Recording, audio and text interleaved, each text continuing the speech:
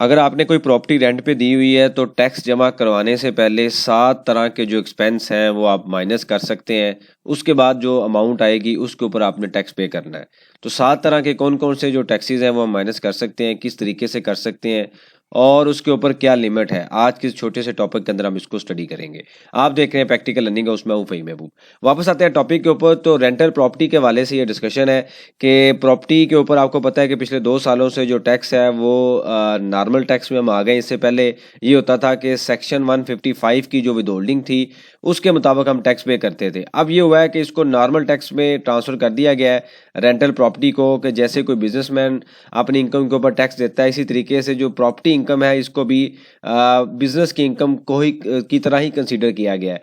लेकिन जैसे बिजनेस के अंदर होता ये है कि हम कोई भी सेल होती है उसके बाद कॉस्ट ऑफ सेल लिखते हैं, फिर हमारे पास जीपी आता है, फिर हमारे पास एक्सपेंसेस आते हैं और यहाँ पे आता है प्रॉफिट बिफोर टैक्स, और फिर हम टैक्स रेट अप्लाई करते हैं और हमारे पास जो टैक्स है वो कैलकुलेट होता है। तो बिजनेस में चूंकि जब बिजनेस करते हैं तो एक्सपेंसेस भी होते हैं और एक्सपेंस हमें अलाउ किए जाते हैं कि आप प्रॉफिट से माइनस करें और जो रिमेनिंग फिगर आएगी उसके ऊपर टैक्स दें। इसी तरीके से प्रॉपर्टी के ऊपर भी हमें कुछ डिडक्शन अवेलेबल है। वो कौन कौन सी डिडक्शन है उसको वन बाय वन हम स्टडी करते हैं। तो सबसे पहली डिडक्शन हम अज्यूम करते हैं कि हमारा एनुअल जो रेंट है ना वो है 15 लाख रुपया, यानी कोई भी आपने एक बिल्डिंग रेंट पे दी हुई है उसका जो रेंट बनता है वो 15 लाख है। तो सबसे पहली जो चीज़ हमें अलाउ है, जो हम माइनस कर सकते हैं, वो ये आती है कि 1/5 यानी कि 20% ऑफ जो इसकी अमाउंट है 1.5 मिलियन का जो 20% है वो आप रिपेयर एंड मेंटेनेंस की फॉर्म में माइनस कर सकते हैं। जो एनुअल मेंटेनेंस बिल्डिंग की होती है उसकी फॉर्म में हमें अलाउ है।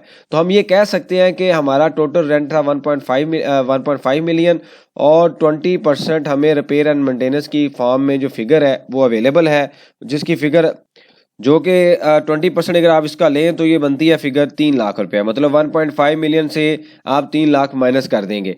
उसके बाद जो दूसरी फिगर आती है, जो दूसरी हमारी रिडक्शन अवेलेबल है, वो है इंश्योरेंस प्रीमियम।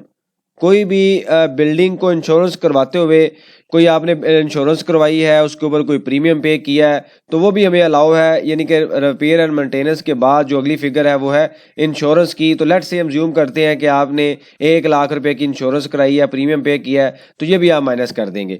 तीसरी जो चीज़ आती है वो क्या आती है कि जो प्रॉपर्टी टैक्स आपने कोई पे किया है, चीज़ आती है वो आता है प्रॉपर्टी टैक्स, कि जो बिल्डिंग के ऊपर हम प्रॉपर्टी टैक्स पे करते हैं वो भी हमारे लिए क्या अलाउ है, वो भी हम एक्सपेंस से माइनस कर सकते हैं। लेट्स से आपने 50,000 रुपया जो टैक्स है प्रॉपर्टी का वो पे किया, तो भी आप क्या कर देंगे, माइनस कर देंगे।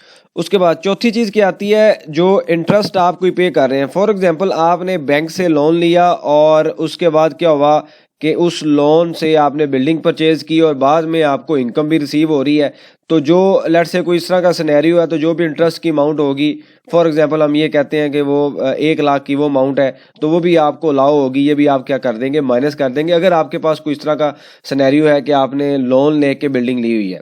उसके बाद क्या आता है कि उसके बाद पॉइंट आता है कि अगर ड्यूरिंग द पीरियड कोई आपने प्रॉपर्टी ट्रांसफ़र के ऊपर कोई लीगल चार्जेस पे किए हैं, कोई बिल्डिंग ट्रांसफ़र के ऊपर कोई भी कोर्ट फ़ी थी, स्टैम्प ड्यूटीज़ थी, तो वो सारे के सारे जो लीगल एक्सपेंसेस हैं वो हमें अलाउ हैं। फॉर एग्जांपल आपने ड्यूरिंग द पीरियड ही कोई बिल्डिंग के ऊपर कोई केस था, कोई ट्रांसफ़र हुआ, कुछ भी है, तो वो एक्चुअल एक्सपेंस भी आपको अलाउ हो जाएंगे, वो भी आप वहाँ से माइनस कर देंगे।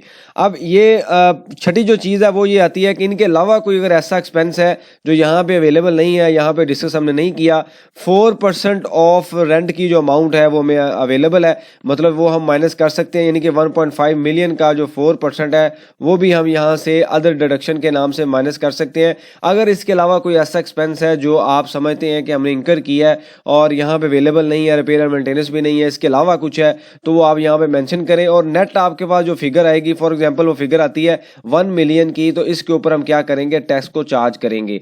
नॉर्मली जो हमारी मिस अंडरस्टैंडिंग है वो यही है कि हम सिर्फ और सिर्फ जो रूल के मुताबिक कैलकुलेशन होती है 20% रिपेयर एंड मेंटेनेंस माइनस करते हैं, बाकी कुछ भी माइनस नहीं करते। तो ये सारे का सारा माइनस करना है। देखें आपने पहले टैक्स देना था 1.5 मिलियन के ऊपर जो कि ज़्यादा टैक्स था, अब आपने टैक्स देना है 1 मिलियन के ऊपर।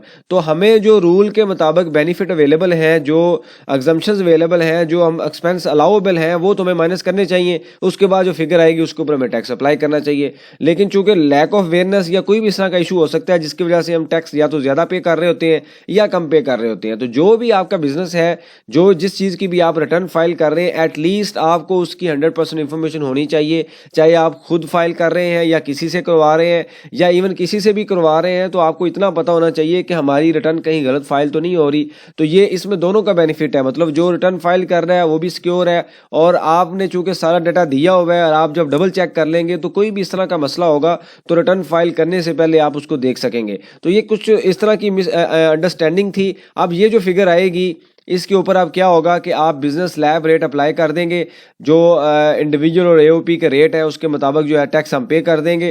फर्दर ये है कि जब आपने कोई चीज़ रेंट पे दी होती है तो एट सोर्स आपका विदहोल्डिंग टैक्स भी डिडक्ट होता है, जो कि जिसने बिल्डिंग ली हुई है वो आपको 155 के मुताबिक टैक्स भी विदहोल्ड करता है। तो ये जो टैक्स डिडक्ट हुआ होगा ये क्या होगा, एडजस्टेबल टैक्स होगा। फॉर एग्जाम्पल आपका टैक्स बनता है 1 लाख रुपया और ड्यूरिंग द पीरियड आपने 70,000 आपका रेंट के ऊपर डिडक्ट हुआ है। आप जिन्होंने भी बिल्डिंग ली हुई है उनसे चलान लें, सीपीआर लें और उसकी बेसिस पे ये 70,000 अपने पास रिटेन करें और माइनस करें और रिमेनिंग जो फिगर होगी 30,000 वो आप गवर्नमेंट को पे कर देंगे।